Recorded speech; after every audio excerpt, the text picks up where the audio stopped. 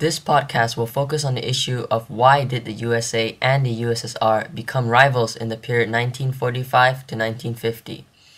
The Cold War was a period in time where USA and USSR, once former allies in the two previous world wars, turned into rivals that some may argue still exist to this very day.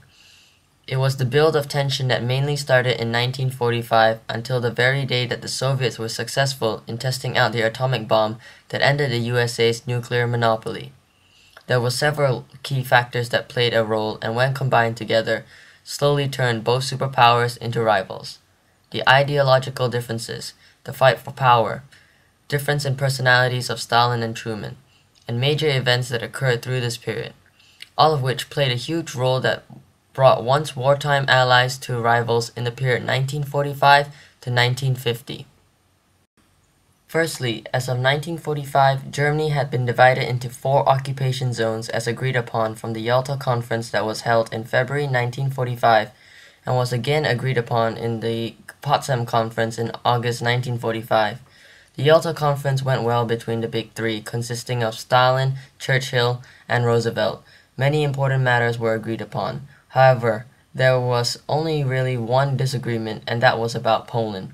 In the end, they were able to negotiate with one another as each had their own view of Poland and ideas about it. The main agreement at the Yalta Conference was that what was to be done with Germany. Germany was then split such that the United States, Soviet Union, French, and the British had their own occupation zones within Germany and Berlin as a reward to the winners of World War II.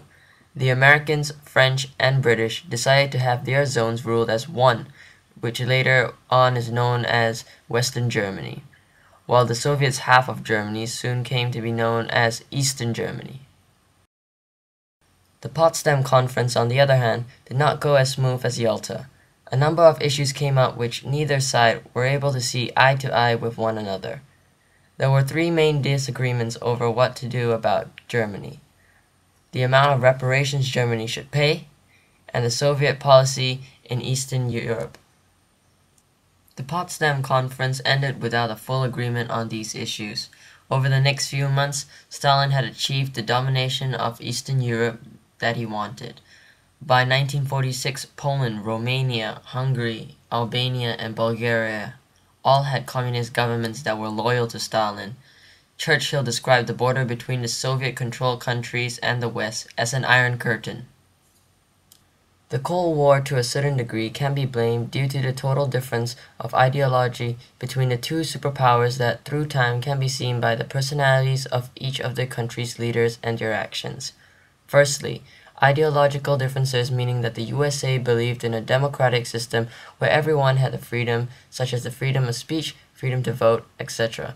The USA also believed in the idea of capitalism, where everyone was given the freedom to make money through businesses, while in contrast, the Soviets, Russians, believed that the idea of communism established around the principles of Karl Marx, where everything was owned by the state and that everyone should be equal to one another.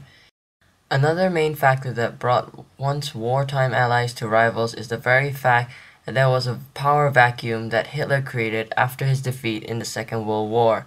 This then brought both superpowers to a fight as both were willing to fill the space. The USA and the USSR both were determined not to give up power, which showed signs of aggression to maintain power of the world.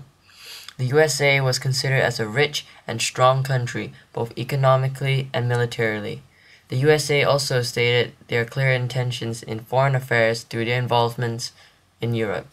The USSR, on the other hand, can be traced back all the way to the 1800s, when Russia was considered as the dominant empire, where the Tsars were looked upon as the gendarme of Europe. Stalin simply wanted to relive or to gain back that strong Russia that once existed. Secondly, the personalities of Stalin and Truman added more tension and fear between the two. Stalin was a man that couldn't accept being behind the USA and wanted to rule the world and wasn't going to stop until someone stopped him. Stalin basically wanted to expand the boundaries of the Iron Curtain. Stalin feared the whole idea of losing power. Truman, on the other hand, was a determined man in wanting to stop by all means Soviet expansion and the whole idea of spheres of influence. Truman was also afraid that the USA might lose power and lose its dominance to the world. Therefore, Truman tried to do everything to defend the USA. There were several main events that occurred throughout 1945 to 1950, many of which created tensions between the two superpowers as well as fear of one another. The first event that took place occurred months after the Potsdam Conference in 1945. It was Stalin's speech in February 1946 that was misunderstood by the USA that afterwards triggered the USA to establish a series of policies in response. In Stalin's speech, he mentioned briefly how the Soviets would in the future will no doubt have a clash with the USA, as mainly there was a huge difference in both their ideology. It was the long telegram in 1946 made by George Kennan, a pro-American, that influenced the direction and became a theoretical justification for the US to relook at their foreign policies. This ultimately brought about what was known as the Truman Doctrine and the Marshall Plan. The Truman Doctrine was mainly a policy of containment in preventing the spread of communism, particularly in Europe. This was a policy that was approved by the US Congress into pumping money to the military in order to fulfill the policy of containment and the spread of communism. Another main event that occurred in June 1948 was the Berlin blockade. Soviets had decided to close all routes coming in or going out of Berlin, as Stalin feared about the recovering Germany, as Western Germany was given a new currency. It was after the introduction of the new Western German currency that showed signs that Germany was recovering. The Berlin blockade blocked all supply lines, cutting off 2 million people in West Berlin from Western help. Stalin thought that by doing this he would be able to drive out the Allies, making Berlin dependent on the USSR. The Allies couldn't simply enter Berlin with tanks, as it would have been seen as an act of war. After months, the Allies were able to solve their problem by using airlift supplies and dropping them from above. This time the Soviets were the ones that couldn't simply shoot down the planes, as that would have been seen as an act of war. By May 1949, it was clear that the blockade of Berlin would not make the Western Allies give up Berlin. So in May 1949, Stalin reopened and the Berlin blockade ended. In the end, there are a number of reasons as to why the USA and the USSR became rivals in the period of 1945 to 1950. It was their ideological differences, the fight for power, difference in personalities of Stalin and Truman, and several major events, all of which contributed to the increase of tension, fear, and discontent between the two superpowers.